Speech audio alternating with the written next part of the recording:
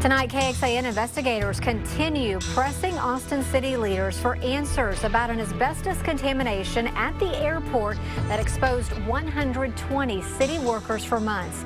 Management is scrambling to handle this construction that ended with major health concerns. We have learned they have changed their policy to check for the potentially cancer-causing material before beginning renovations in the future. They performed an emergency cleanup of the maintenance building where this happened. 8 employees in direct contact with the work area will have lifetime health checks. And as a direct result of our report this week, the city is launching an internal investigation into the problem. But investigator Kylie McGivern felt like there was more to this story. She went to City Hall today to ask what more is being done to prevent this from happening again. This is something virtually no one from the city wants to talk about. During our investigation, the city told us twice that no employee came forward with concerns of asbestos.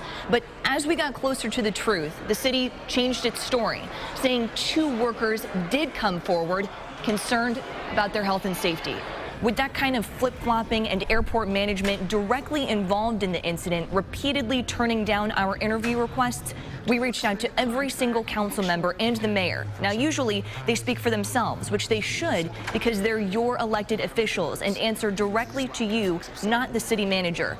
But not this time, and here's why. We obtained a copy of the email where the interim city manager directs them to send us to the official city spokesperson because some of the questions being posed are legal in nature.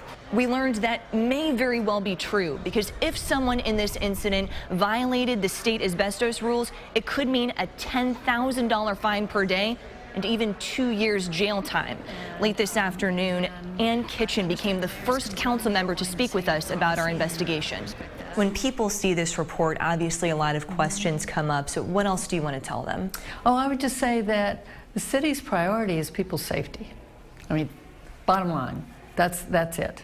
And so our staff, our city manager, this is a top priority for her to find out what happened, to make sure the workers are safe, and to make sure it doesn't happen again. We will stay in touch with Kitchen and plan to follow this story as the investigation plays out.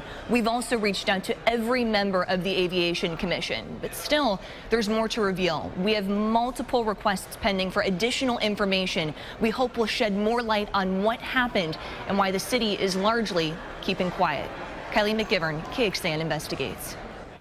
This all started when a whistleblower who worked at this maintenance facility separate from the airport terminal reached out to KXAN, feeling as if management ignored concerns about asbestos. The city tells us it would never intentionally put workers at risk. It also admits when workers came forward, management referred to a building survey more than a decade old that showed no asbestos in the work area. Experts tell us old reports often miss this potentially dangerous material, and a new survey should be done at the beginning of any construction project.